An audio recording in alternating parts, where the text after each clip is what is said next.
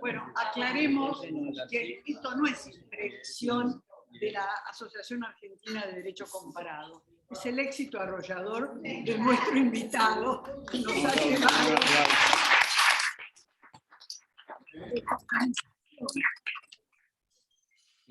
Bueno, voy a dejar para después la presentación del doctor Leandro Vergara, pero voy a decir que la Asociación Argentina de Derecho Comparado se encuentra honrada de recibir al doctor Vergara entre sus asociados. Entonces, vamos a entregarle un diploma como miembro titular de nuestra asociación por sus méritos y su trayectoria. Bueno, muchas gracias. Y además, para demostrar que nuestra asociación es una asociación productiva y activa, te vamos a entregar los 3 últimos ejemplares de nuestras 3 últimas publicaciones. Muy bien, muchas gracias. La doctora Verasturi colabora activamente en la gestión de estas publicaciones. Muchas gracias. Bueno, la convocatoria casi me exime de mayores presentaciones, porque obviamente todos sabemos quién es el doctor Leandro Vergara, ¿no es cierto? Es abogado, doctor en Derecho por la Universidad de Buenos Aires y el actual flamante decano de la Facultad de Derecho de nuestra querida UBA. Ha sido director del departamento, exdirector del departamento de posgrado de la facultad, es profesor titular de elementos de derecho civil y comercial y de obligaciones civiles y comerciales. Ha sido decano de la Facultad de Derecho de la Universidad de Palermo y exdirector de la carrera de abogacía, entre otros datos extensos de su currículum, pero dada nuestra particular desorganización del día de la fecha, vamos a ahorrar el extenso currículum del doctor Vergara y a señalar este breve extracto. Y a decir simplemente que nos convoca con un tema de gran interés, que es la teoría del derecho en las decisiones judiciales. Un tema que es muy actual, precisamente hoy en día, que las decisiones judiciales están en la boca y en el parecer de toda nuestra ciudadanía, como si todos supieran derecho y todos tuvieran legitimación para enjuiciar la tarea de los jueces. Por eso es que su alocución va a tener una particular importancia y un particular interés. Entonces, desde ya le damos la bienvenida, le agradecemos. Creo que vos querías decir alguna cosita, Graciela. Ya lo has dicho todo, pero valga la pena señalar que el doctor Vergara no es un académico que no conoce el ejercicio de la profesión. Leandro Vergara se caracteriza porque es un académico y es un gran abogado. Y eso para los abogados es muy importante. Pero además de ser académico y gran abogado, maneja la gestión. Y eso lo vamos a ver reflejado en nuestra facultad. Pero como si esto no fuera poco, le gusta la radio. Y durante muchos años tuvo un programa de radio, de la radio de la facultad, que era fantástico y a la que creo que muchos de nosotros hemos estado invitados en este programa de radio. Pero si esas cosas no bastaran, Leandro Vergara le gusta la política universitaria y lo hace bien. Él fue, siendo estudiante, miembro del Consejo de la Facultad de Derecho de la Universidad de Buenos Aires, durante 2 periodos. Lo que nos demuestra que desde que era muy joven, sabía que la política universitaria, la gestión y el llegar a ser decano era su estilo. Después fue también consejero siendo profesor y ahora preside el consejo siendo decano. Estamos todos esperanzados en que la labor de Leandro en la universidad le haga obtener tanto más brillo de Bueno, muchas gracias. Ya está, la semblanza completa, como Sí, bueno, muchas gracias. Sí, gracias a las palabras que escuché. La apelación a la juventud, obviamente me reconforta porque yo acumulo juventud y entonces soy cada día más joven, eso me facilita ciertas cosas. acá todos acumulamos. Creo que es un auditorio muy Todos distinguido. tenemos 20 años. Y No, tenemos 20, tengo más también. Acumulamos de a el auditorio es muy distinguido, veo muchas especializaciones en distintas áreas del derecho, y bueno, la decisión que he tomado, que es hablar de la teoría del derecho en las decisiones judiciales, lo cual desde luego supone un problema. Es una elección como tantas, y bueno, tiene la arbitrariedad de cualquier elección. Veremos cómo surge. Yo quisiera empezar con un método que alguna vez lo he comentado, quizás alguno de los presentes me ha escuchado, que es el método Nathaniel Lee. Esto fue para explicar su internación durante 5 años en el manicomio londinense de Bethlehem Royal Hospital en el siglo XVII. El dramaturgo inglés Nathaniel Lee resumió lo ocurrido con una frase que hoy sería un magnífico titular en los diarios. Me llamaron loco, yo les llamé locos, y entonces, maldita sea, me ganaron por mayoría. Permítanme, con esta introducción, formular 2 preguntas que aspiro pueda reflexionarse y, en todo caso, ir procesándolas a medida que mi discurso avance. Y son 2.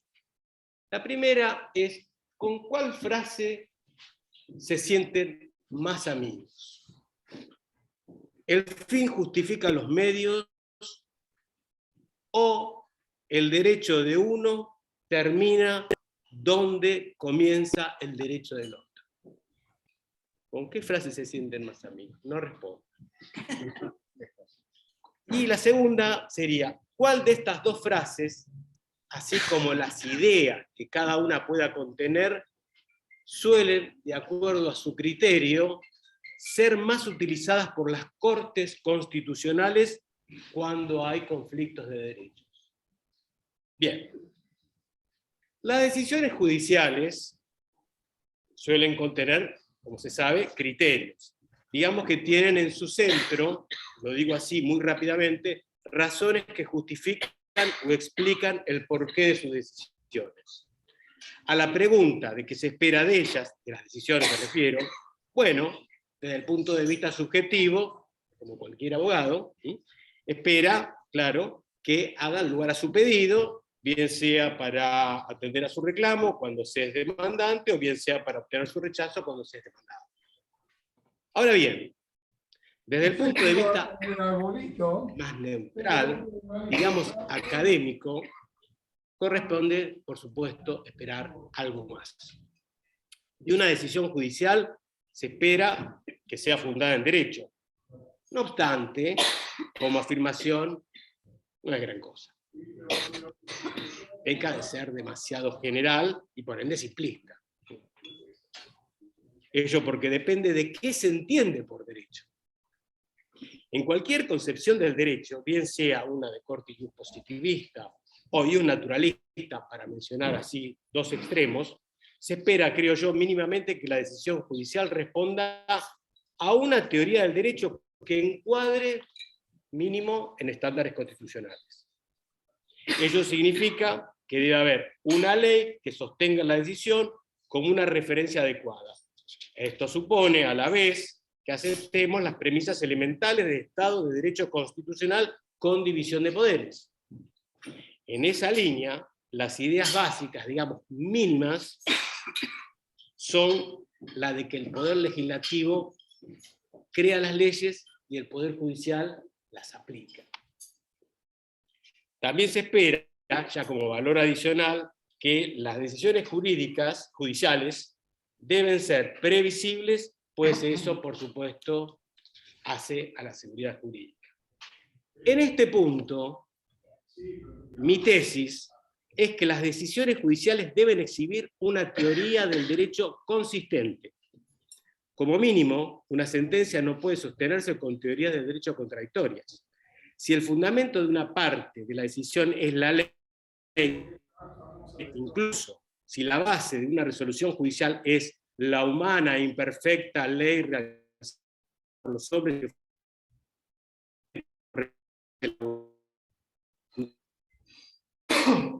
o aún en ese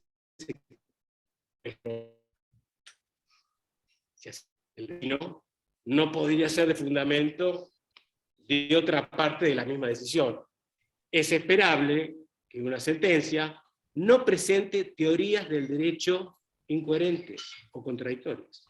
No deben serlo así, ni hacia adentro, ni tampoco hacia afuera, se juzgue un caso con hechos análogos. No se me escapa la de los autores de la cultura jurídica, en ocasiones, quizás, lamentablemente, en muchas ocasiones, también presentan inconsistencias de teoría del derecho, incluso a veces de un capítulo a otro en el mismo libro.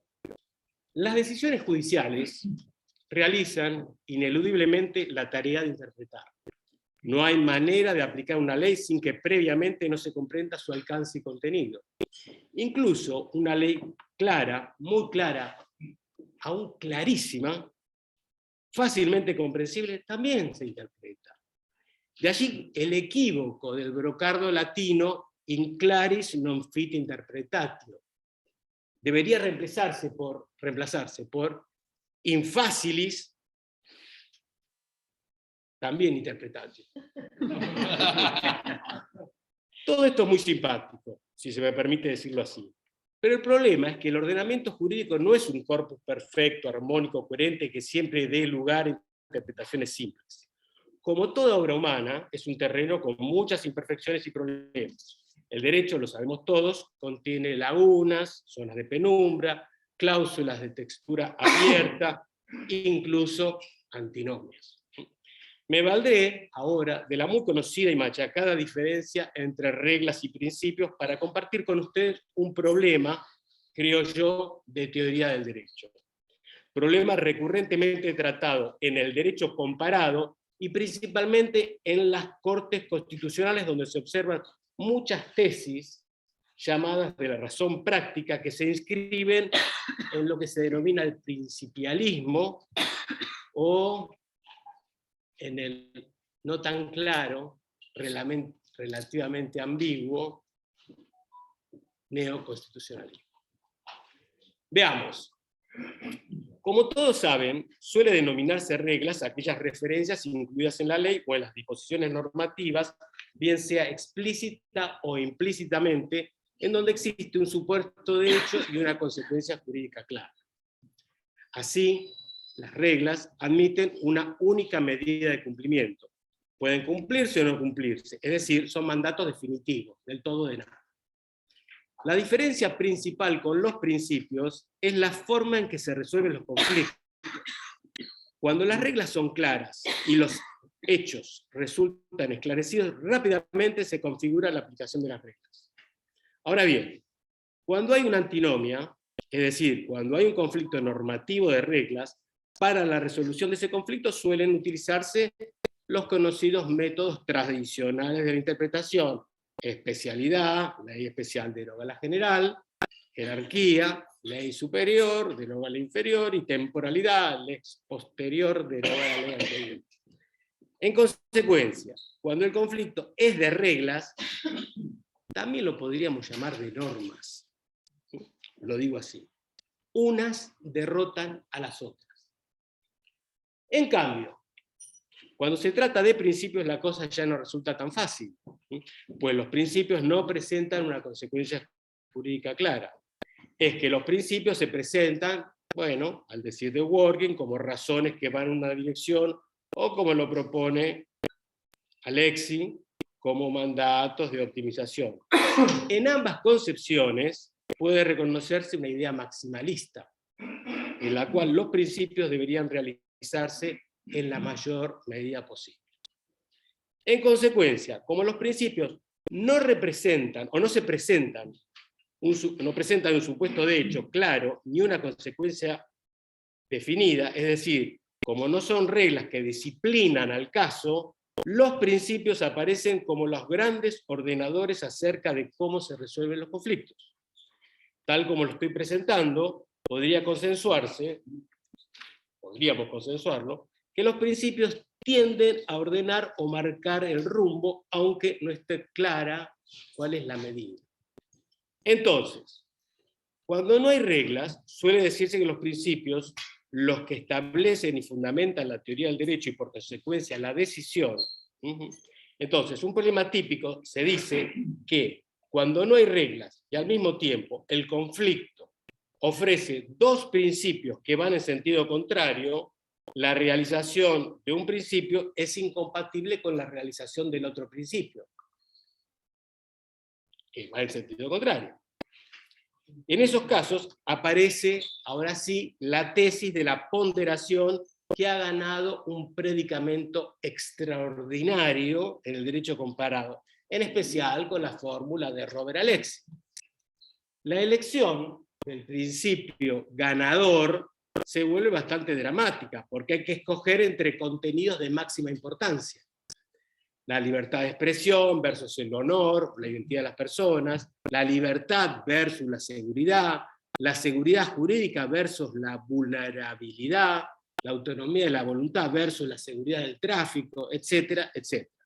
El problema puede agudizarse cuando el conflicto, aunque sea de reglas, y hay un tema importante, puede reconducirse a un enfrentamiento de principios. Esto es sencillo de entender, porque en definitiva, toda regla, de alguna forma, deriva de un principio que lo contiene. Por lo tanto, en ese momento el conflicto se eleva a uno de los principios, o sea, se reconduce en términos de principios, y de ese modo habrá que tomar la decisión de cuál de ellos deba prevalecer. En ese derrotero, la teoría que sostiene la ponderación y que por medio de la cual se explica cuál principio debe elegirse, es una teoría de corte, sencillo de entender, consecuencialista o teleológica. Recordemos las frases de cuáles eran más amigos, ¿se acuerdan? Cuando empezamos la discusión. Por su intermedio, la lógica es que se elige a un principio por sobre otro, en el entendimiento de que dicho principio traerá más beneficios que perjuicios. Por lo tanto, la razón de la elección apuesta a las ventajas derivadas de la realización de uno de los principios, porque con eso quedan compensados los sacrificios impuestos al principio derrotado. Digamos que el juicio de ponderación es un juicio de valor comparativo. Se compara el grado de importancia de la realización de un principio, así como el grado de afectación, interferencia y satisfacción del otro principio. La mayor interferencia o afectación de uno se justifica por la mayor satisfacción de la otra. El principio de proporcionalidad sería, más o menos.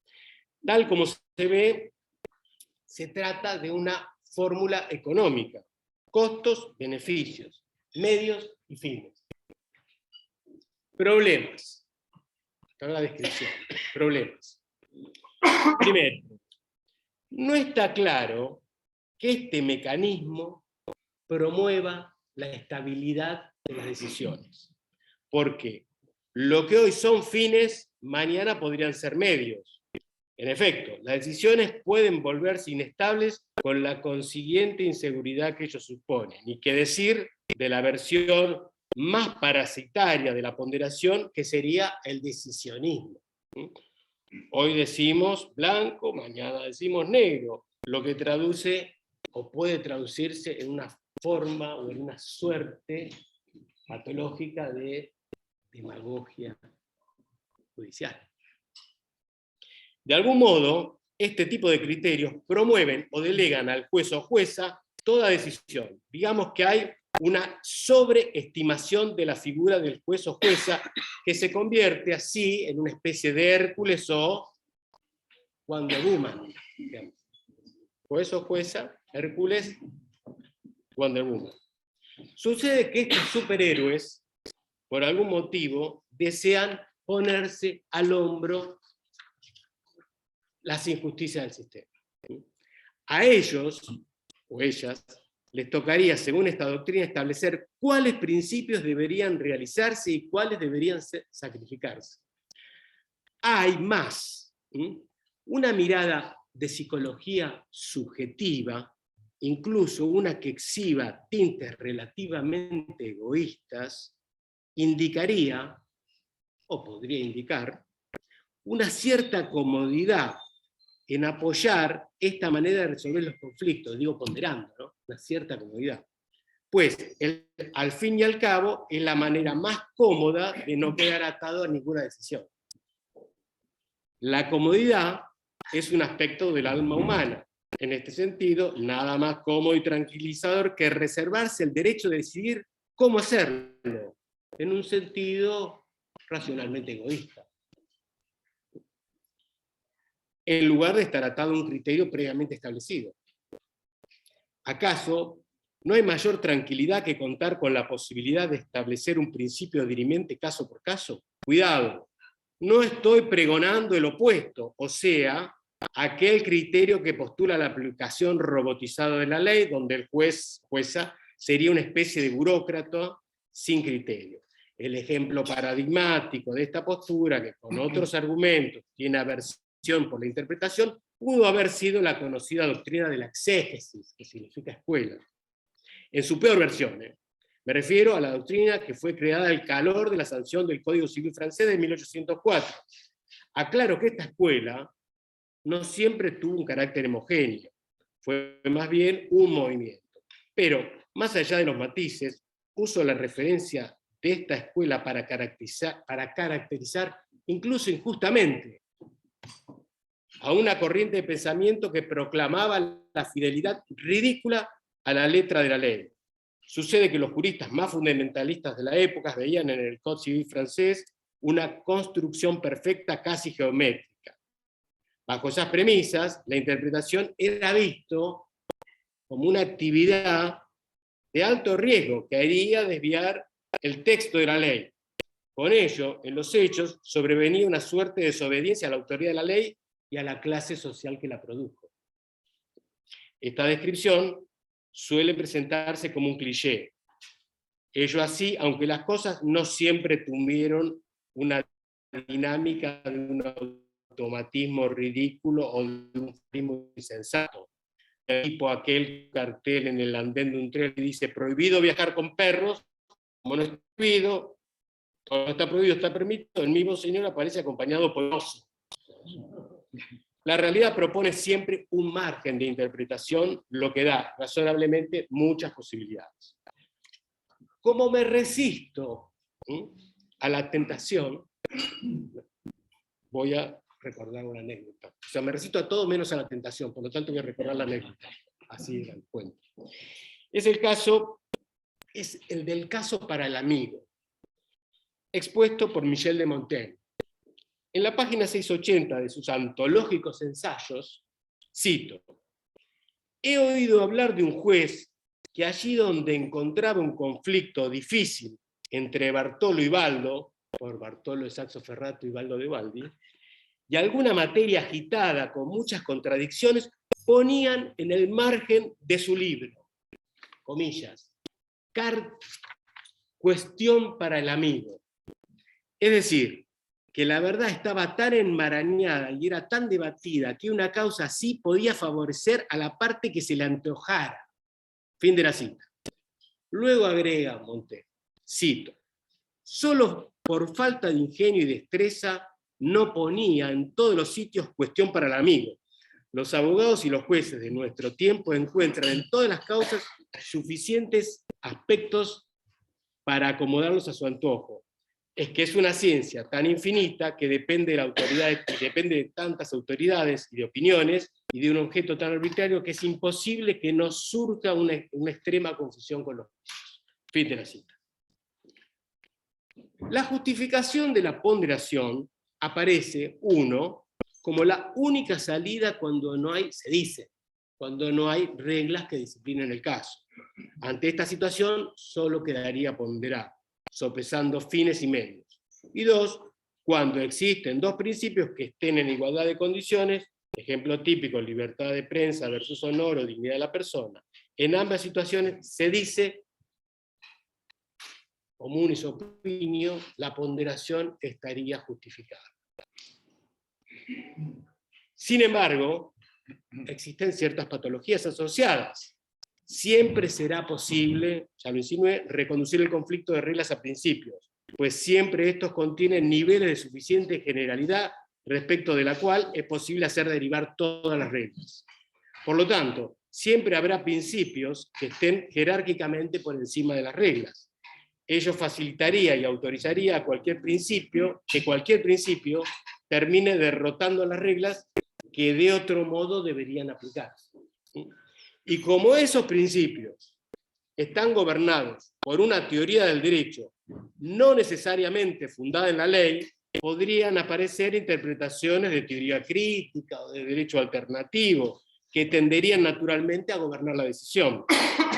Piénsese en las importantísimas situaciones en donde atrás de los principios aparezcan situaciones relevantes de vulnerabilidad, del valor de la vida humana, de la dignidad, etc. Es decir, todos estos valores contenidos en los principios con los cuales están informados estos principios, por relevantes y trascendentes que sean, o que son, eso no se duda, podrían imponerse paradójicamente contra otros principios de igual jerarquía y respaldados incluso por los mismos valores. Entonces, ¿cuál debe imponerse y cuál debe sacrificarse? No es que esté mal o que sea necesaria la presencia de las patologías que acabo de describir, pero tómenme que esta manera de resolver los conflictos, ponderando, puede volverse un poco complicada. Bien, entonces, ¿cuál sería la doctrina o la teoría para salir de esta ponderación de tono consecuencialista que estoy describiendo? Bien, ahí aparece una deontología. Existe en este universo otra perspectiva opuesta, o casi, lo digo así, al consecuencialismo. No me refiero a su aplicación como propone la filosofía ética, en donde el espacio de la disputa tiene un recorrido empedrado de dificultades y debates. Tampoco estoy aludiendo a la filosofía política, en donde la discusión necesariamente está y debe estar atravesada por la disputa de valores con fines y con consecuencias. Estoy tratando, ahora sí, de criticar y superar la idea del consecuencialismo asociada a la teoría de la ponderación en el terreno de lo jurídico. Esta es mi tesis, que ahora lo estoy presentando muy sucintamente con ustedes, que están teniendo la tremenda amabilidad de escucharme con mucha atención. Bien, la perspectiva kantiana de corte deontológico pretende ubicar. Ahora viene lo más importante. A ver, vieron que los discursos leídos tienen un problema, ¿no? A veces la dinámica es buena, depende del orador, depende cómo se lea. Bueno, estoy haciendo un esfuerzo para tratar de ir superando y captando la atención, que de eso se trata. Bien, vamos, no falta tanto, ¿eh? La perspectiva kantiana de corte deontológica pretende ubicar razones decisivas que den lugar a la resolución del caso. No se trata de encontrar razones que privilegien ciertos fines sacrificando ciertos medios. Se trata de aplicar criterios, reglas, desarrollo de derechos que apaguen las razones opuestas.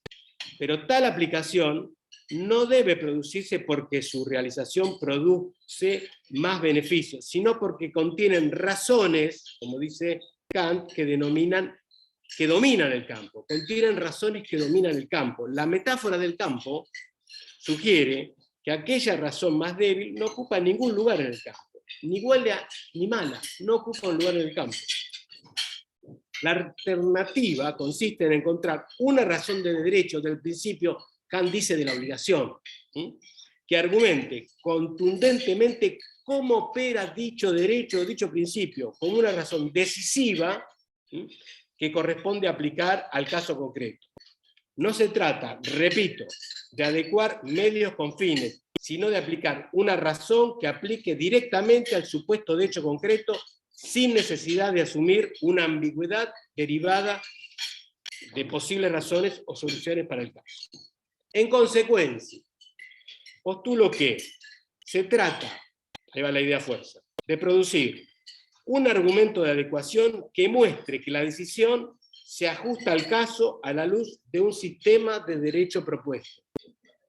Para ello es necesario establecer el contenido y el alcance de cada derecho, porque una vez establecido el espacio que ocupa la interpretación de cada derecho, ella será la razón decisiva que desplaza a las razones opuestas. Para eso es clave y necesario no solo determinar el alcance de las reglas, sino también establecer el alcance de los principios. Estos, en general, se presentan como normas, los principios de textura abierta. Por lo tanto, es dirimente, igual que las reglas, precisar su alcance y contenido. No se trata, repito una vez más, de sopesar los valores, sino de una determinación de acción como debida, entendida como una acción correcta. En rigor debe verse cuál es el derecho que aplica a la situación determinada.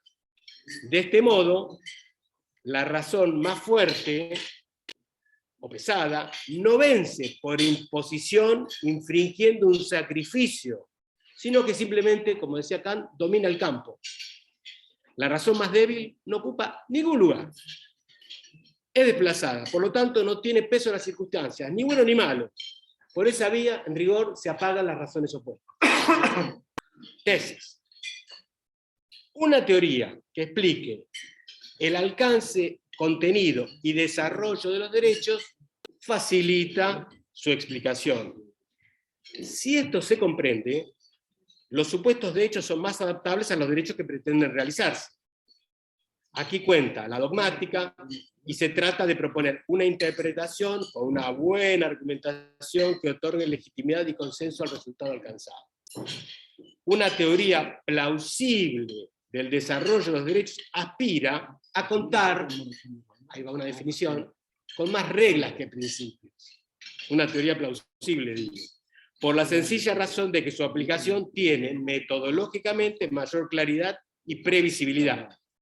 Si bien esta afirmación puede ser catalogada por algunos de ustedes como de abstracta, aún así es obvio, idealmente, que un ordenamiento con más reglas o con reglas claras es preferible a otro ordenamiento repleto de principios indeterminados que, aunque sean fantásticos, nunca resuelven por sí mismos los problemas de cada cosa. Entonces, la aplicación de una regla, cuando está legalmente establecida, legítimamente establecida también podríamos decir, o esté inequívocamente derivada, suele, naturalmente, ofrecer mayores garantías. La aplicación de un principio, entendido este como un mandato abierto, en donde cada juez debe decidir, ofrece, por el contrario, alguna inseguridad. Como soy partidario de una teoría del derecho aplicada, Martín, y no tanto de una teoría sin anclaje en la práctica, sería interesante pasar el tamiz de esta presentación por algunos casos concretos. Por razones de tiempo, solo voy a mencionar uno. Solo por razones de tiempo. Uno resuelto por el Tribunal Constitucional Español, y a dirimirse entre el derecho a la privacidad del domicilio versus el de seguridad ciudadana. Se trataba de una cámara de filmación que fue colocada en una calle sin salida. La cámara registraba todas las entradas y salidas de uno de sus domicilios. El debate orillaba entre preservar la seguridad filmando el tránsito de la gente que transitaba por esa calle O por el otro lado, en el otro extremo, la de privilegiar el derecho a la privacidad de un domicilio. Claro, si se pretendiera preferir a uno de los derechos sacrificando al otro, podría llegarse a distintos resultados, a cualquier resultado. Todo depende de la mayor cuota de costos y beneficios que se decida poner en la balanza. Pero si en lugar de ponderar, acá va la propuesta alternativa, si en lugar de ponderar se afirmara cuál es el contenido de la privacidad, y que por lo tanto la filmación de entrada y salida desde el umbral de la puerta hacia la calle no es parte de la privacidad con toda claridad, la realización de la seguridad como principio no debería ocasionar ningún sacrificio. Si lo anterior es válido, la filmación en estos términos no formaría parte del alcance y contenido del derecho a la privacidad. Entonces, no sería necesario sacrificar ningún derecho. La privacidad no es, conforme el desarrollo que estoy haciendo, simplemente ensayando o parafraseando, objeto de ningún sacrificio. Repito, la privacidad termina en la puerta de entrada a la residencia, lo que mira hacia afuera. Por lo tanto, no puede ser objeto de ese derecho y por lo tanto no hay sacrificios. En consecuencia, la valididad del registro fílmico de los transeúntes o de los que estén entrando hacia lo privado está permitido. Definido de este modo, la privacidad no sufre sacrificios. Por lo tanto, es preferible que todo propietario de una urbe sepa de antemano que puede ser filmado cuando está, digamos, transitando el espacio público a un lugar privado.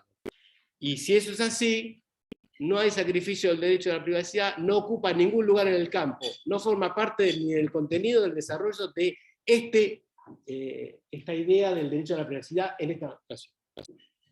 Lo que se ve, y lo digo así muy rápidamente, es que gracias al desarrollo del contenido y al alcance de cada uno de los derechos, motivo del debate judicial, no habría nada que ponderar.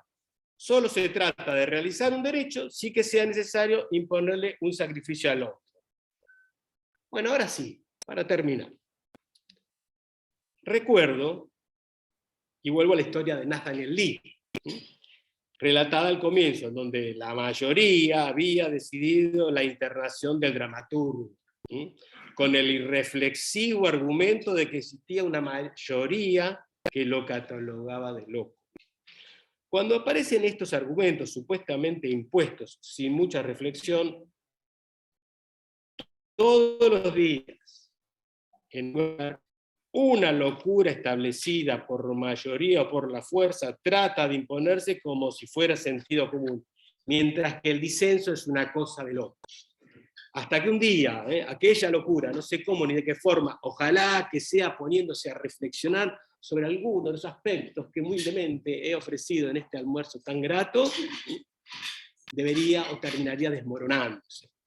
Si lo expuesto tiene algún asidero, la historia de Nathaniel Lee bien la podríamos adaptar y mutatis mutandis y utilizarla como un test simple y pedestre. Digamos, el test de Nathaniel Lee, según el cual puede haber mayor o menor demagogia en las decisiones judiciales. Muchas gracias.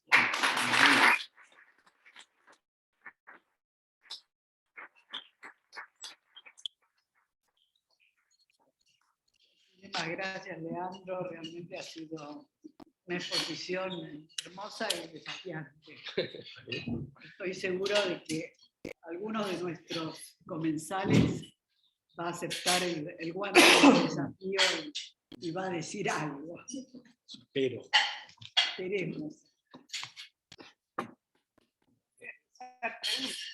Bien. O realizar preguntas. O realizar preguntas, por supuesto. Estamos en el rasgo, entonces. A ver. Alfredo Víctor. No, me pareció muy buena, muy, te lleva a pensar mucho. Pero en la regla de reglas y principios, me da la sensación de que está mirando un sistema de mononivel de normas. O sea, donde las normas, las reglas valen todas lo mismo. Y el problema es que en los sistemas, por lo menos en el argentino, es una constitución que determina el contenido de la regla legal. Para vos, ¿los principios constitucionales serían principios o serían reglas? Es una pregunta directa. Hay que responder directamente. Son normas de texto, o son reglas de contenido abierto, de textura abierta, constitucionales. con máxima jerarquía. Claro, lo que a mí me ha parecido magnífica esa exposición, ¿no? Magnífica, y incluso me obliga a poder analizar algunos pasos que di en esa línea de la ponderación, ¿no? La crítica que hace la teoría de ponderación es muy fuerte. Y no sé si va a soportar alguna, digamos, alguna andanada en contra de esto. Creo que hay un problema muy serio en el campo de la interpretación, que es precisamente el uso promiscuo de la utilización del término regla y principio. Y me parece que ahí hay muchos que dicen que las reglas son normas, ¿no? O sea, un supuesto de hecho con un mandato y una consecuencia jurídica. Y otros dicen que no, que también son los principios, porque no vivo en esa línea. Entonces me parece que es un punto importante para clarificar. Y lo bueno de la exposición esta que hizo recién nuestro decano es que dejó abierto ese punto. Incluso dijo por ahí, habló de reglas o llamemos normas, o sea, equiparando reglas y normas en unas partes y en otras no. Que es un poco el uso promiscuo que estamos habituados a hacer. Y sin embargo es clave eso para la interpretación. Es clave porque el esquema que yo veo es perfecto. Yo diría, ¿qué es lo que tiene que hacer el que decide, ¿no? ¿Qué tiene que tomar, qué tiene que tener en cuenta?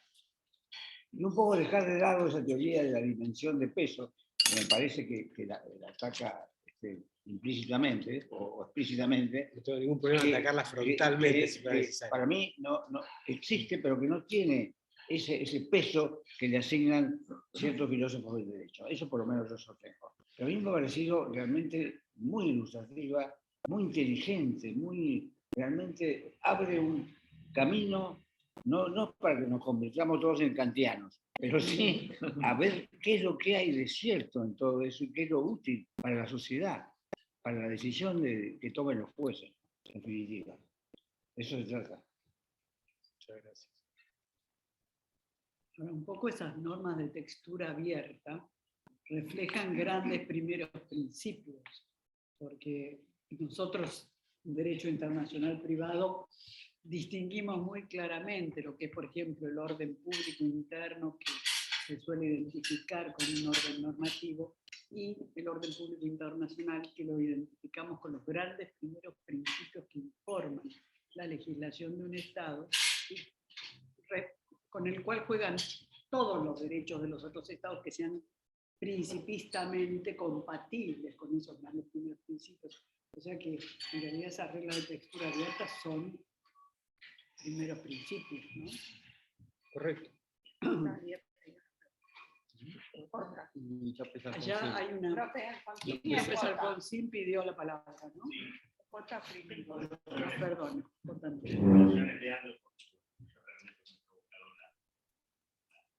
Crítica a la cooperación. La dejaste como al pasar tema del libro y no te la puedo dejar.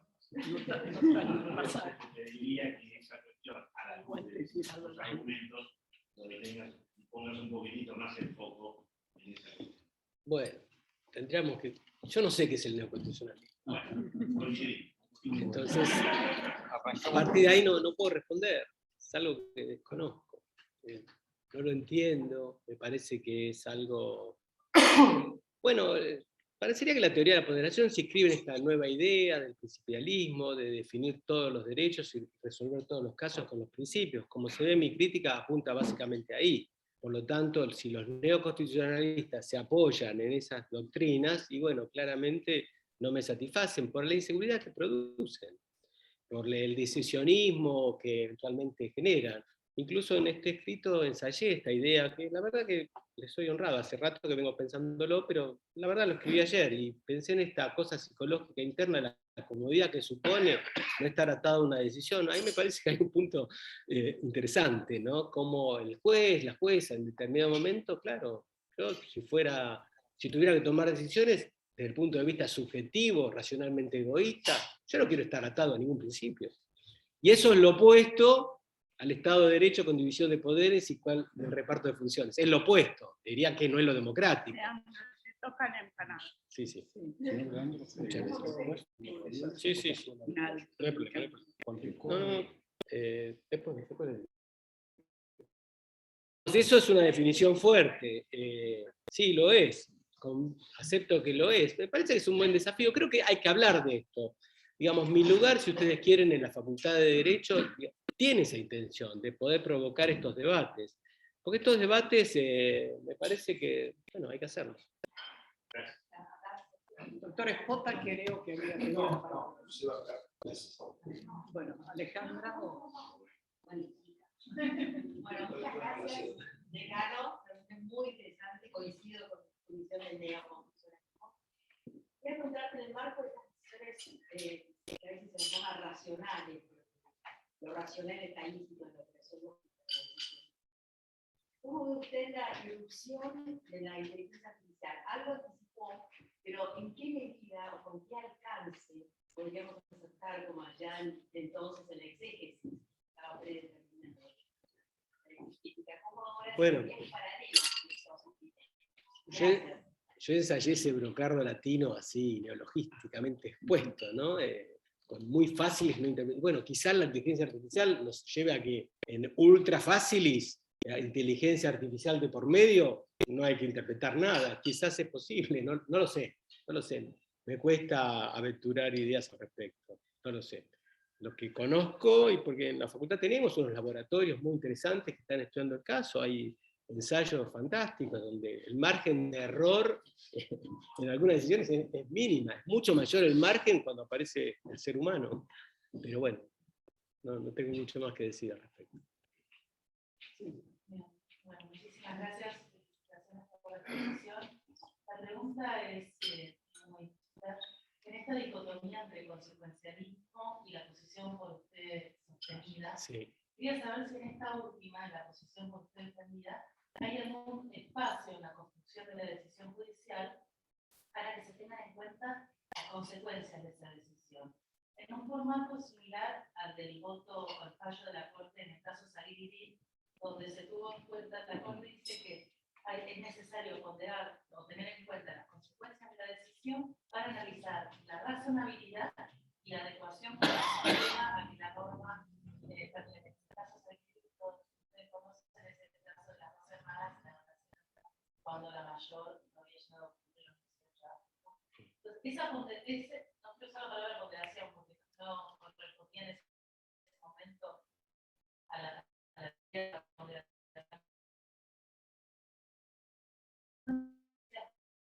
Para analizar su razonabilidad y su sistematicidad. ¿Le parece adecuado o es posible? Muy desafío. Las respuestas exponen, ¿no? Porque no puedo evitar mi punto de vista. Si bien, bueno, uno trata de ser mediador y, bueno, mi cargo reciente en la facultad impone eso, y, bueno, pero hay cosas que son compatibles con ciertas mediaciones y otras no tanto. Por supuesto que las consecuencias deben ser estudiadas. Acá tenemos un profesor titular de Sociología del Derecho. Los hechos sociales derivados de las decisiones tienen que ser de estudio permanente. O sea, eso está así. Ahora bien, decidir por la consecuencia, y no parece que fuera el mandato constitucional que tiene que realizar un juez. No, podría ser, no sé, yo pienso en el asesino serial, que era muy bueno, y bueno, fue muy bueno. Y una vez que lo detenemos, ya no vamos a tener más al que era bueno y era magnánimo y le daba cosas a la gente. Bueno, un juez no podría tomar la decisión en función de las consecuencias. Ese es el problema. Y lo que yo observo en la ponderación, en su versión más patológica, no digo que, bueno, no hay normas, no hay reglas, no hay nada, y algo hay que decidir, bueno, de algún lado tiene que salir la decisión. Bueno, qué sé yo. Pero en todo caso,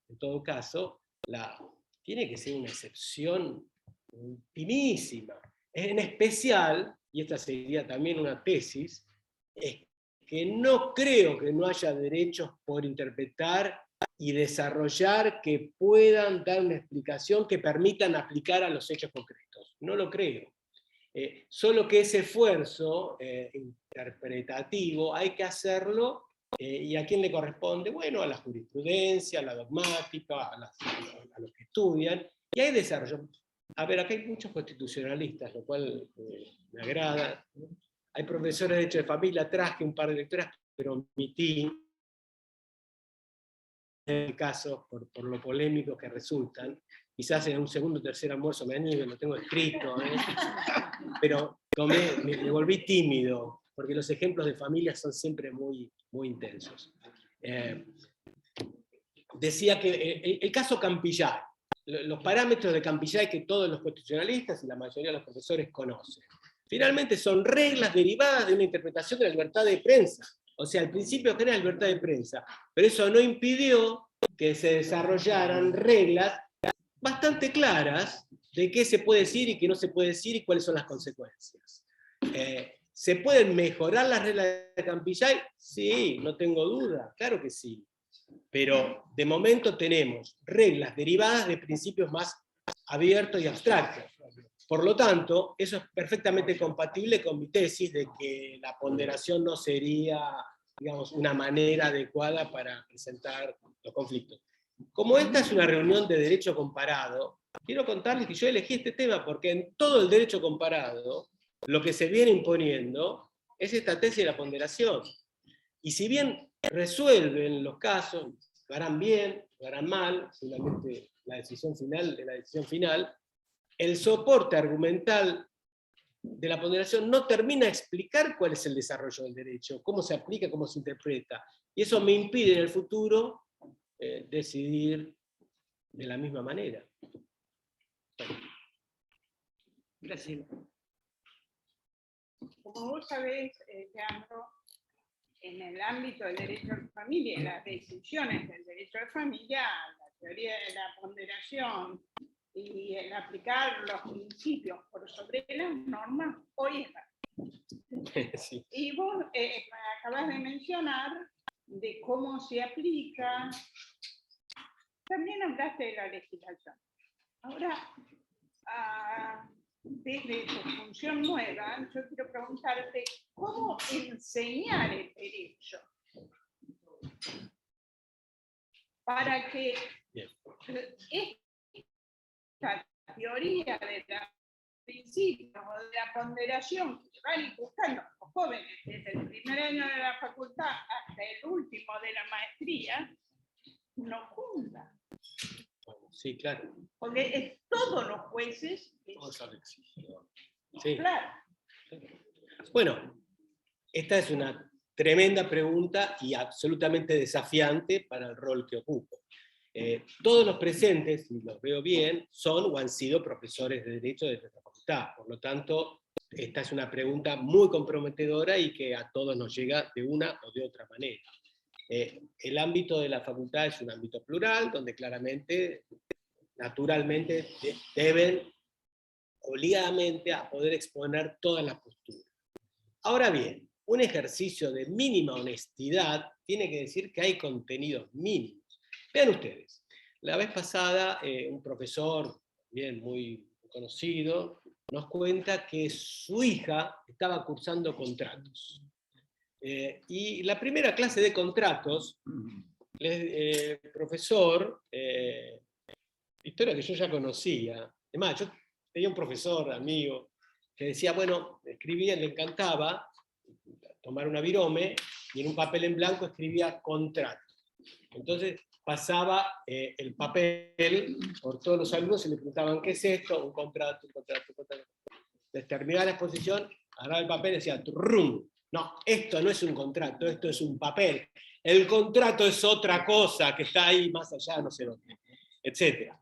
1. 2. El profesor que me decía hace pocos días que su hija había escuchado el primer día de clase, el contrato es un instrumento de dominación por lo cual los fuertes dominan a los débiles. Dominación. Está bien. Es una opinión. Quizá incluso tenga razón. Pero eso es un planteo revolucionario, en el que, bueno, cambiando el lugar, cambiando las circunstancias, quién sabe, quizá me tome a mí y vayamos a por el contrato, si fuera la ocasión. Pero está claro que eso no se puede enseñar como único, digamos, soporte educativo. Digamos, la idea de explicitar que es un contrato para ley es como un contrato mínimo que tenemos que tener con los profesores. Quizá como en pocas materias, como la teoría del derecho, ese problema se sobredimensiona de una manera espectacular. Porque claro, la facultad es plural, lo es, está muy bien que así sea, y siempre lo fue. Tenemos todas las teorías del derecho, la crítica, el derecho naturalista, los positivistas, los pospositivistas, los analíticos, todas las corrientes. Ahora, tómenme que todas esas escuelas modifican completamente la perspectiva de lo que es el derecho. Por lo tanto, me parece que es una función que habría que consensuar, única manera de que las cosas funcionen. No existe la imposición, y menos en el ámbito de nuestra facultad, donde los profesores son mucho más importantes que las autoridades, en especial de este decano, en donde deberíamos consensuar, bueno, qué son contenidos mínimos, qué les parece que vale la pena enseñar, y qué vale la pena dar clase. Me parece que el desafío, Graciela, va por ese lado. Tratar de amigablemente conversar con todos los profesores para que se puedan exponer todos los puntos de vista. Y después sí, en la arena de las ideas, luchemos por los argumentos. Y si quieren hacer un ponderación versus teoría del desarrollo de los derechos, como titulo modestamente a mi doctrina, bueno, hagamos el ring, pongámonos guantes y que el mejor argumento se imponga y que la legitimación, como decía Habermas, surja del mejor argumento, etc. No hay problema. Pero me parece que la facultad tiene la obligación de recuperar ese espacio de pluralidad con contenidos mínimos y rigor científico, si se pudiera. Eso exige el respeto por la opinión del otro. 100%. ¿Cierto? 100%. Entonces el derecho de cada uno no termina el derecho de los demás. Lo más congruente que... Daniel. Primero, felicitaciones, sumamente interesante. Quería preguntarte sobre lo que implica el vínculo entre la esfera política y la esfera jurídica. Si el consecuencialismo, los jueces tienen que tener en cuenta sus decisiones, Un poquito más alto. lo repito todo. No. Felicitaciones. Porque... Las felicitaciones a las la damos por hecho. No me refiero a la relación entre el orden político y el orden jurídico. ¿Ahora se oye? Sí, Bueno, lo que no quede claro. es decir, si en el consecuencialismo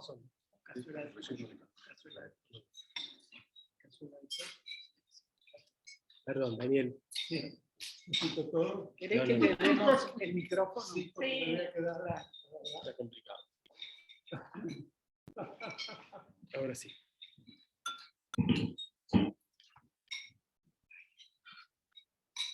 Mi pregunta apunta a la relación entre el orden político y el orden jurídico. Entonces, si en el consecuencialismo el magistrado, los magistrados, tienen que tener en cuenta cuando deciden las consecuencias relacionadas con la estabilidad de la autoridad política. No sé si se entiende. Sí. Está posible, acá está bien o está mal. Definitiva. No vamos a hacer los nombres, pero sí. No te pregunté sobre el lawfare. Pero esto sí. Bueno, en realidad es una gran pregunta, una gran inquietud. Creo que la he respondido antes, cuando dije que los jueces no deberían guiarse por las consecuencias, porque esa no es su función. En especial el 99% de los estamentos judiciales. Bueno, en determinadas situaciones las Cortes Supremas, cuando están en juego ciertas cosas, bueno, eso sería trabajar la excepción, pero ahí es más complejo y no me animo a meterme mucho en ese terreno. Sí digo que el espacio de la disputa política es distinto, tiene un lugar geográfico diferente a la cuestión jurídica. O sea, entonces, lo que yo propondría es que quien pretende resolver el conflicto derrotando al derecho con la política, termina siendo demagogia, generalmente. Entonces, hay ciertos contenidos que son polémicos, y eso hacen a la política. Por cierto, lo que el juez no podría decidir es creando esos contenidos políticos, porque el espacio del debate es el Congreso, digamos. Y esto expone una cierta tesis de respeto a la ley, ¿no? Pero el juez argentino normalmente avanza su pena, ¿no? ¿Al juez argentino le gusta ser Hércules o Wonder Woman? Lo que pasa es que también, no, es un solo agregado, creo que acá hay que considerar el principio de igualdad. Me parece que no puede ser. Claro. Úrsula, querías hacer una Sí, pregunta, ¿no? perdón, me acordé cuando fue serio de Santos y no, me quedé pensando en la teoría como teoría del derecho, ¿no? Y con esta idea de que hay que crear reglas para analizar la definición de las normas. Me acordé de la teoría de los infinitos de Penrose, que dice que un infinito es siempre un infinito más chico, del infinito más chico hasta el infinito, ¿no? Y cuando uno crea reglas para interpretar reglas, ¿no termina cayendo en ese problema de los infinitos, de los infinitos? No sé, porque al final siempre hay que hacer una nueva regla para interpretar las reglas existentes.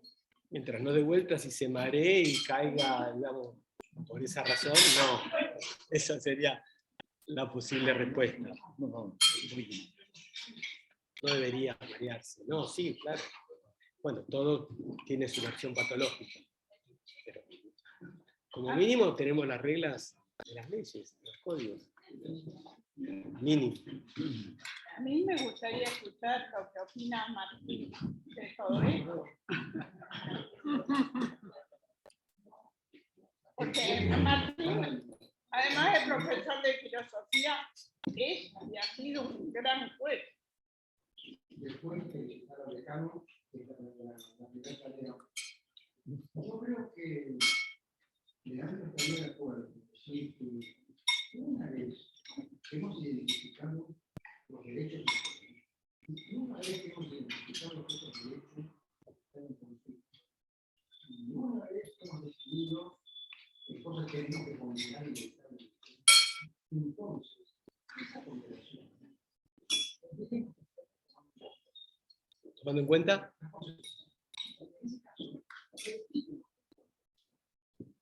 y en ese caso no está en juego, van a decir porque lo que no por eso que cambia la ponderación es que cuando te la hacen, cuando la practican, no te dicen en qué se o sea, no te garantizan que la ponderación es en caso.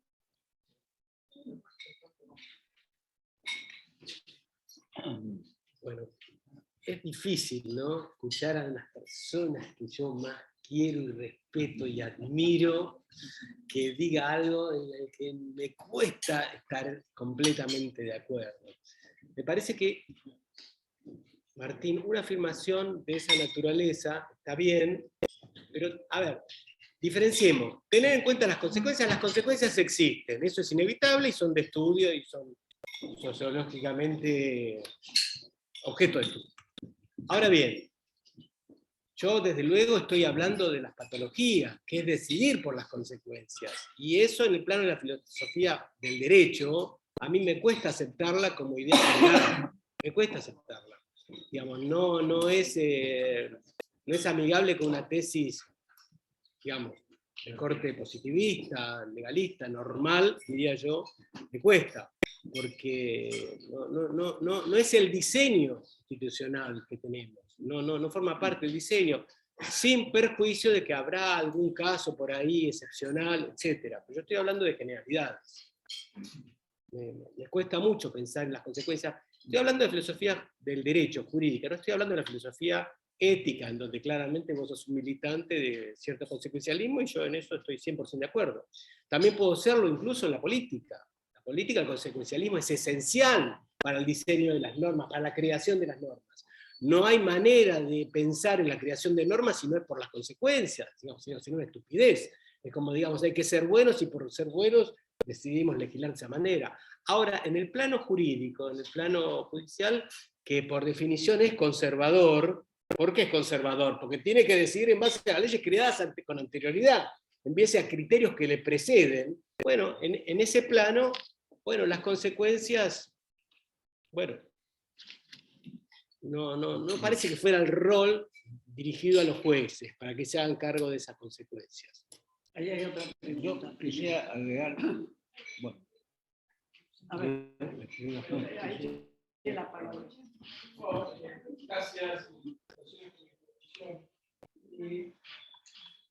¿No hay de alguna manera cuando el derecho cívico va a ser lo 1 y el 2 trae los tratados de derechos humanos a la codificación y a muchas constituciones? Acá también hay un germen de problema. Porque una concepción clásica de orden y normas, constituciones de los principios fundamentales, el código destinaba cuestiones patrimoniales o familiares o personales en su campo de aplicación, entendiendo que era competencia del Congreso la reglamentación del Congreso de los derechos, la luz del artículo 28 de la Constitución, que tiene que ser razonable, y quedaba para el Poder Judicial la resolución de los jueces. El Código Civil pone adentro de su propia estructura interna, está de alguna manera dando origen a este problema, y bueno, eso nos plantea un problema de fuente del derecho que es también un desnudo, porque se decía de cómo enseñar. Eso es decir, uno muchas veces el problema está ahí. Estamos formateados desde el derecho natural. El derecho natural siempre ha entendido que la ley positiva era ley positiva. O sea, la diferencia del derecho natural con la ley positiva se pueden ciertas leyes positivas manifiestamente injustas, que quiebran principios fundamentales. Que como paréntesis, en la ley natural, la ley natural dice que el principio puede ser sujeto a determinación, por el principio de derecho a la vida, dice, bueno, pueden determinar, obligar a usar el circuito de seguridad, eso es el principio de derecho a la vida, pero cuando se trata de la fase negativa, que es no matar, no admite excepciones. No matar, no admite excepciones, porque esa es la posición positiva que sí admite precisión, entonces está ley positiva. Pues en la ley natural, la idea de ley positiva es perfectamente compatible. Bueno, mi pregunta es sobre eso, sobre la crisis del tema de fuente del derecho, cuando el propio Código Civil abre una puerta enorme a la manera de concebir el mismo derecho. Coincido 100%, ahí está el germen, por lo tanto, necesitamos crear buenas vacunas. Estás criticando mucho a Gargarella, me parece.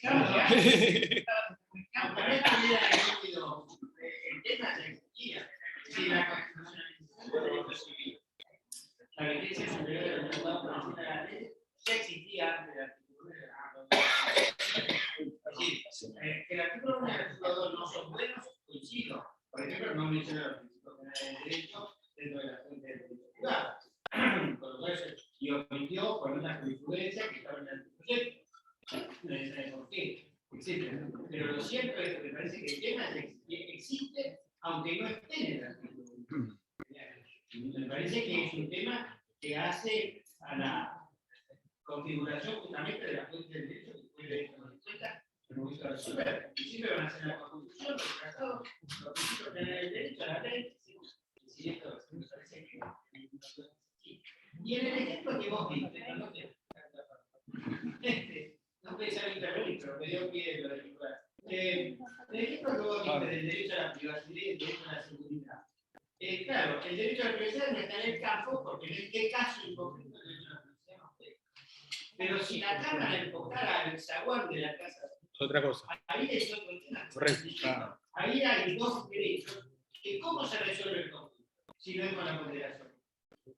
No, de manera inversa, explicitando que el derecho a la privacidad no permite filmar adentro del zaguán. Por lo tanto, el contenido y alcance lo vuelve a redefinir y no hay ningún problema, es absolutamente compatible. a ver, lo que Doctor Casaña. Doctor Casaña, después Graciela. Sí. yo quería decir lo que me parece a mí entender todo esto. Que ha habido una exageración de la teoría de la ponderación. La teoría de la ponderación es, y ustedes vean cualquier obra de Finich, cualquiera de los naturalistas, juega de una manera subsidiaria, juega para resolver los problemas que no puede resolver el derecho positivo. Es lo que acaba de decir Vergara. Hay que primero que enseñar a la gente, ahora respondo aquí a Graciela, porque hay que enseñarles que primero tienen que tener técnicas para establecer cuál es el contenido esencial de cada, o sustancial de cada derecho, cada principio que se juega. Porque eso es lo fundamental, si no, tiramos por la borda el principio de legalidad y dejamos a los jueces que resuelvan todo, y eso es un disparate. Es un disparate. Entonces, la teoría de la ponderación, lo que yo diría que lo que tiene de bueno es que juega en esos casos límites para resolver algunos problemas de interpretación que otras teorías no lo resuelven. Y quizás no habrá que poner el énfasis tanto en el balance de proporcionalidad, estoy de acuerdo con eso, sino en la adecuación y en la necesidad, para resolver esos casos de lagunas o de ambigüedades o de dificultades que presentan siempre las normas jurídicas. Pero lo fundamental del juez es el derecho positivo. Por eso a Fini lo acusan de positivista. No es positivista, es un naturalista, pero defiende primero el derecho positivo, si no tiramos por la borda el principio de legalidad. Eso es lo que yo creo. Es más lúcido. Pero por eso lo felicito acá, Alejandro, a Vergara, porque abre un camino realmente importantísimo para la interpretación. No sé, esa es mi opinión. Graciela, después. Alberto Coto. No sé si querés contestar. No. Bueno, tú has hablado de los principios, las leyes, pero te falta hablar de la jurisprudencia. Y el hablar de las consecuencias de las decisiones jurisprudenciales, uno lo tiene que unir necesariamente en Argentina a la jurisprudencia de la Corte Suprema de Justicia. ¿Qué dice? Y repite y remarca que el juez no puede ser ajeno y no puede dejar de valorar las consecuencias de sus decisiones. Con lo cual, tal cual lo ha dicho Martín, yo estoy de acuerdo. Y eso es porque el valor de la jurisprudencia lo tenés que incluir en alguna manera. Pero siempre donde tiene luz para interpretar. Bueno. Zuleta. Se escuchan. Yo creo que lo que oscurece mucho este tipo de discusión sobre la interpretación es el caso constitucional, en sistemas con dimensión institucional. No es lo mismo un contrato que el tema de comprometida. Es que nosotros tenemos un sistema híbrido. Nuestra constitución, que viene del sistema norteamericano, es una constitución. Cuando previó jueces, no previó filósofos. Entonces, la decisión judicial, la justificación y la legitimación de la decisión judicial no pasaba por la coherencia y la consistencia de los argumentos lógicos formales ni lógicos. Distinto el caso de las constituciones europeas que nace de los filósofos de los autores. Es una constitución que hace un fuerte énfasis en el papel de la legitimación de la decisión, el papel de la coherencia. Es perfectamente posible articular esto, de hecho lo hacemos todos los días, pero muestra por qué tenemos dos tradiciones distintas, por eso no nos cierra lo del neoconstitucional. Nosotros tenemos una constitución que no le hace falta la ponderación. La ponderación nace, primero originariamente en el campo del derecho privado. Alexis lo toma de los filósofos de la argumentación, de Arnio, Petzl, que eran todos civiles. Ninguno estaba en el derecho.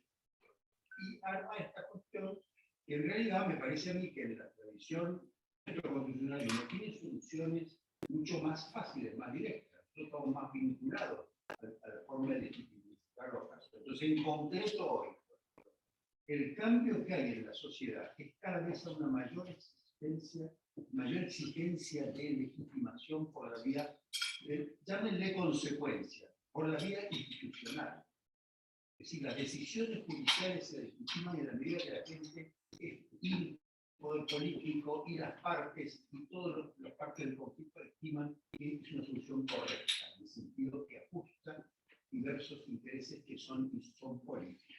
Y la política, como decía Bertrand de Jouvenel, se refiere a los casos insolubles.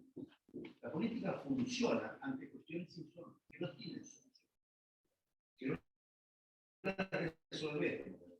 Por eso la importancia de los jueces en el sistema constitucional. Es una importancia capital, mucho mayor que en Europa, donde los jueces son simplemente funcionarios del servicio de justicia. Nuestro poder judicial es un poder, y es un poder político de naturaleza diferente al poder político del Estado. Pero eso no podemos ignorar esto, porque si no, ignoramos esa presión que tienen los jueces de legitimar sus decisiones con soluciones que ajusten. Pueden llamarse consecuencialistas, utilitaristas, no sé. Barrel me va a corregir todo, pero la verdad es que cada vez más el ajuste institucional de las decisiones prima por sobre la coherencia de los documentos que estén. Para estar en el aire, aterriza la legislación y la jurisprudencia mal planteado, con problemas de ambigüedad, con todo lo que ustedes quieran, pero tenemos que dejarlo con ese problema porque se permite en el desarrollo de la legislación política. Por ejemplo,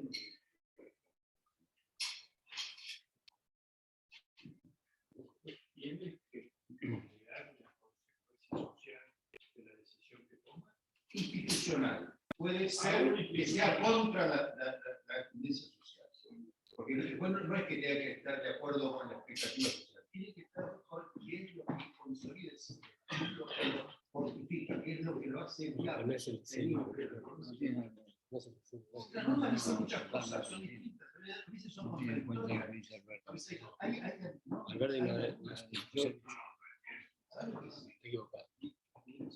La norma puede decir, porque la mitad más uno decidió, las normas laborales, o las normas tributarias, o las normas penales. Y eso se le trae que pasar y hay que armonizar con el contenido de la Constitución. Hoy creo que no era tan importante para los votantes, y no lo es para los europeos, pero sí lo es en este momento del tipo de sistema político que tenemos. El sistema híbrido. Bueno, Enrique, pero, estimado Enrique, voy, si me permitís, una pequeña discrepancia, que no es tan pequeña. Es diametral. Son insolubles. No, una pequeña discrepancia. El diseño de la Constitución argentina es una cosa muy compleja. Alberdi no pensaba tan así. Alberdi pensaba y puso que las decisiones reglamentarias o legales no pueden tener el contenido sustancial de los derechos que están en la Constitución, adelantándose casi 100 años a lo que estableció las constituciones europeas después de la Ley Fundamental de Bonn y la Constitución española. Y además Alberti puso otra cosa más importante, que es que el Poder Ejecutivo no puede ejercer funciones judiciales. Nada de eso está en la Constitución norteamericana. O sea, nuestro sistema en ese aspecto se acerca mucho más al europeo que al americano. No, en la Constitución argentina está el 109 que los derechos no pueden ser, el contenido sustancial de los derechos no puede ser alterado por las leyes que reglamentan su ejercicio, es una idea de Alberti, que se antepuso casi 100 años a lo que era después el constitucionalismo europeo. Es un diseño muy peculiar el que tenemos nosotros. Y creo que eso tenemos que tenerlo en cuenta, me parece a mí. Me parece fundamental. O sea, mirar el contenido sustancial de los derechos. Apuntar a eso.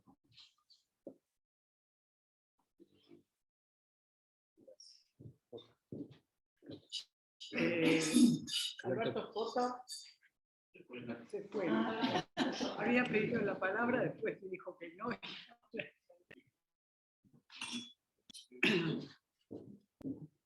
Yo estoy de acuerdo con Leandro en en todo lo sustancial, y lo mismo con el doctor Casañez. Pero hay algún tema bisagra.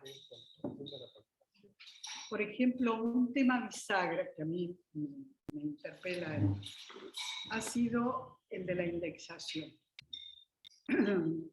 Nuestro Código Civil prohibiendo la indexación con su nominalismo. Los plenarios, digamos, de las cámaras, por lo menos de la Cámara Comercial, admitiendo la indexación. Ahora, la ley de indexación. Nosotros, objetivamente, uno podría decir, con un principio finalista, pero la consecuencia que tendría generalizar decisiones judiciales que admitieran la indexación en casos concretos desataría una inflación y probablemente una hiperinflación. O sea que en ese caso yo creo que ahí las consecuencias de apartarse de la norma jurídica por principios, convicciones, o apartarse de principios centrales de nuestro derecho, como por ejemplo los privilegios son de base legal o los podemos inventar. Bueno, son temas que tienen una gran consecuencia. Por ejemplo, los tribunales no se apartan de la revisión de la indexación porque son conscientes de que eso desataría una hiperinflación muy probablemente, que quizás se desate sola, pero digamos, la ponderación de las consecuencias tiene dos carriles, va y viene, ¿no? Y apartarse de los principios de la norma tiene un costo. A veces hay que pagarlo ese costo, pero digamos, son casos extremos, ¿no?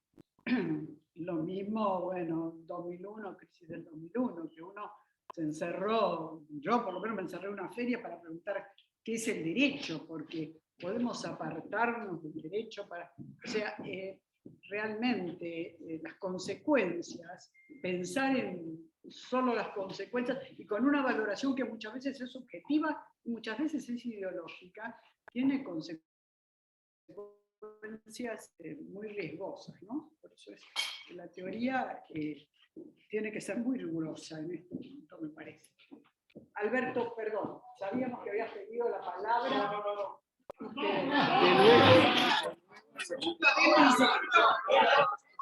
No es que se la mire.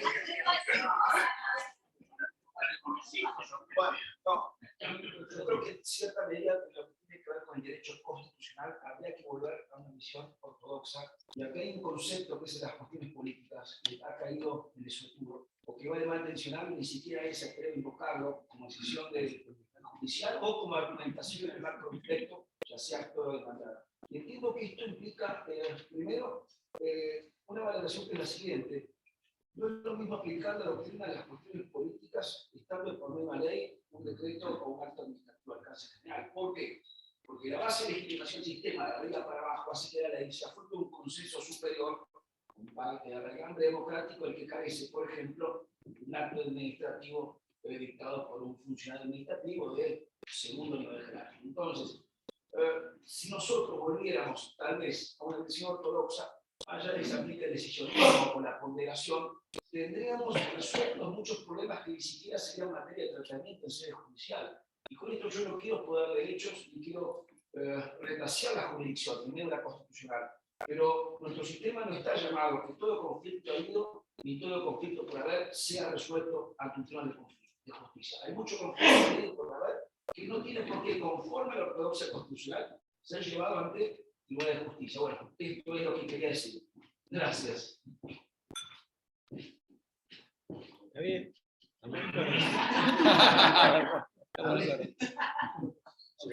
Yo observo un cierto consenso, no total, por supuesto, no es unanimidad, pero el problema de las consecuencias viene de sus complejidades. Todos mencionan el derecho constitucional. En realidad, mi preocupación es mucho más abarcativa. El derecho común es un problema muy severo. Ni que les cuento el derecho de familia. Y el derecho laboral también. ¿Dónde están las reglas? ¿Dónde está la ley? No existe. No existe. Entonces eso es un gran problema.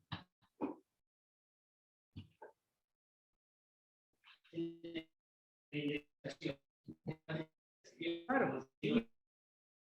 Pero ahora estamos viendo si volvemos de vuelta. El tema es que si vos no ingresás, certificás el derecho de propiedad de la universidad. Bueno. En beneficio del beneficio general teórico de que no va a ser. Pero, ¿cómo lo palias? Una tasa de interés que satisfaga en definitiva parcialmente. Eso es lo que dice el plenario. Como lo explicó Alberto Molinari, va a seguir. Eso lo dice el plenario. plenario. Lo dice, se adecua de esa manera. Es el mismo debate. La sentencia de la Cámara de Trabajo y ya dijo que es inconstitucional tanto prohíbe la discusión. Nosotros todavía no lo No, yo no sé. Es que se transforma en inconstitucional por el grado de inflación. O sea, no es inconstitucional per se, sino que es inconstitucional en un caso concreto. Que escribimos con nuestra alegría sobre la ley de convertibilidad, decimos expresamente, la prohibición de indexar es constitucional mientras la inflación se mantenga en nivel de referencia. Una vez en que se convierte en expropiatoria, el derecho de propiedad debe. Esa es la pauta que tiene el plenario de la Cámara Comercial. Entonces uno pondera el nivel de la tasa de interés para decir hasta este nivel todavía. Sí, pero fíjate que ahí te da un poco lo que no te preguntaba, porque en definitiva no es que vos aplicás el principio por encima de la regla, sino que invalidás la regla porque hay una regla superior que dice que es inconstitucional. Entonces tenés una regla que te obliga a actuar de esa manera. Un principio que te... Claro. Doctor Forquín. A mí me ha resultado muy interesante escucharlo con todos. Hace más de 20 años que tuve una clase en la facultad, pero yo quisiera salir un poco del tema y hacer un pedido, no solo al decano, sino a todos ustedes que creo que están en el ejercicio de las cátedras. Yo estoy dirigiendo una carrera de posgrado hace 4 años, que depende de la Universidad de la Defensa Nacional, que tiene que ver con el derecho aeronáutico, aeroportuario. Y hay un tema que nos está preocupando cada vez más, a punto tal que en el segundo año, una carrera de 2 años, uno de los profesores está casi prácticamente en forma permanente ocupándose de qué, de enseñarles a redactar, de enseñarles a responder. Es muy difícil encontrar hoy un joven abogado o una joven abogada que sepa expresar bien lo que quiere decir.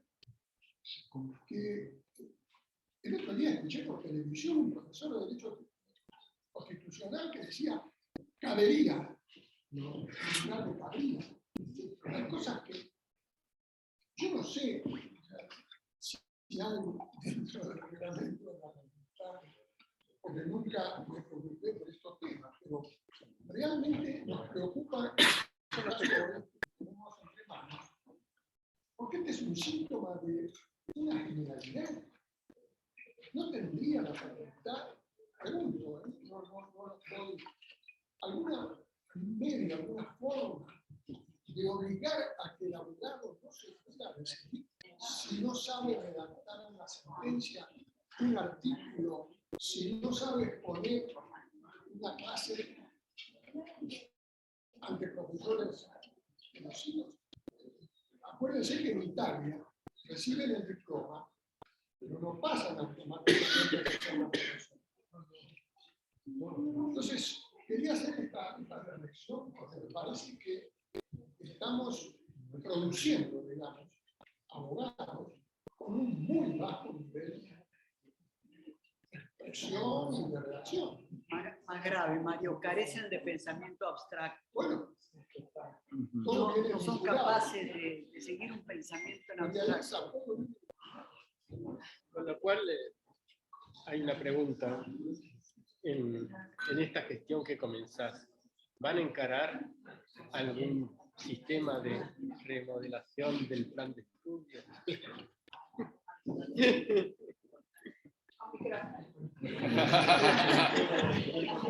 El plan de estudio. Me preguntan si habría que encarar. Pero, María Blanca. No, después que vos. No, por favor. No, pero quizás querés hablar de lo mismo.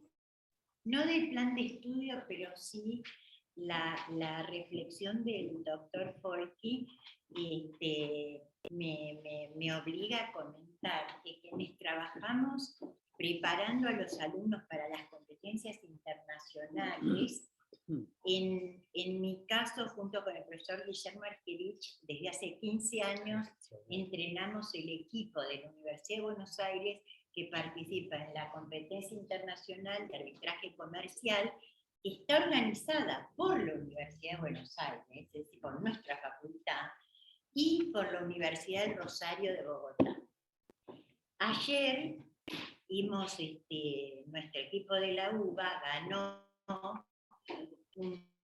el Premut, ha sido muy tarde, terminamos muy tarde, todavía no lo hemos comunicado a las autoridades de la facultad, pero aprovecho para comunicarlo teniendo al decano acá. Y entonces, con esos alumnos que trabajamos desde principio de marzo hasta fin de septiembre, todos los años, tienen que preparar un memorial por la parte demandante, un memorial por la parte demandada. Es decir, además de entrenarse para las audiencias orales y los alegatos, que también lo hacemos un entrenamiento para cómo redactar, cómo escribir, cómo argumentar por escrito y después oralmente.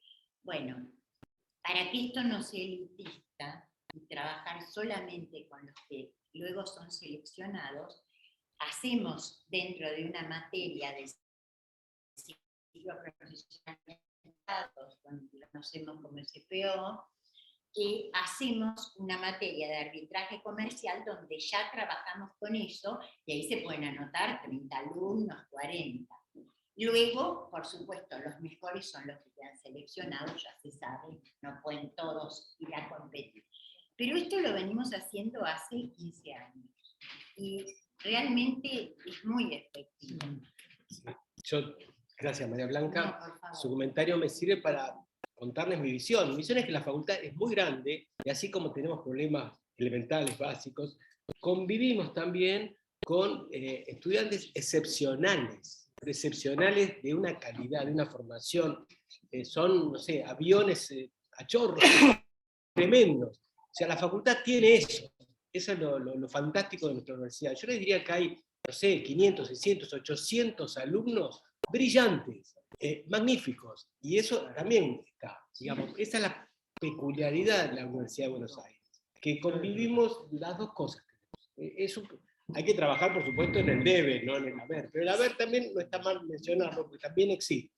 Y es una característica de nuestra facultad. Cualquiera que viaja o que tiene contacto con universidades extranjeras, esta debe ser una de las pocas facultades que los grandes autores son abogados, trabajan, eso no existe en general en casi ninguna otra universidad comparada. O sea, tenemos una característica que saliente, no sé, acá al lado mío el doctor Casagne, una eminencia del derecho administrativo, se ha escrito la vida, pero ha trabajado de abogado también toda su vida. Es decir, y eso no le ha impedido escribir. Bueno, es que tenemos una característica particular.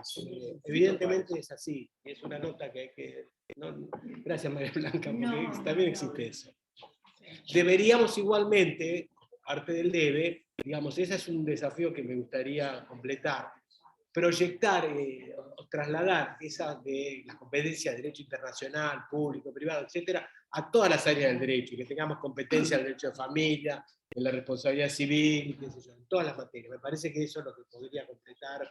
Pero igual no ocultemos Claro, que claro. la mayoría tiene las dificultades. promedio Hay bastante. una minoría que es muy buena. Pero es una minoría comparado con... Totalmente de acuerdo, Luisa, totalmente. Sí, claro, Aunque los pongan. Sí, yo lo hago. Aunque los pongan. Y que la Nosotros aprobación los de los ponemos. prácticos se encuentran cuando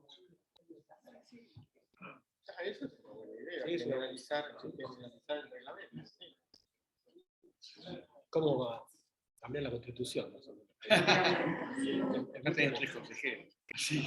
Bueno, Yo lo hago. como como este comentario que hice, que a mí me parece importantísimo lo que planteó el doctor Folchi, pero el tema que nos trae nuestro decano, a mí me parece súper importante y he estado todo el tiempo pensando, y como ya lo adelantó María Elsa Usal, los que trabajamos en Derecho Internacional Privado, estamos siempre acostumbrados a enfrentarnos y a recoger las soluciones de otros sistemas jurídicos, porque nuestras normas nos ordenan aplicar derecho extranjero. Entonces, como esa aplicación del derecho extranjero tiene el límite del orden público internacional, que refleja, como ya lo anticipó María Elsa, los principios irrenunciables del sistema argentino, mi pregunta, Leandro, es: ¿cómo ves vos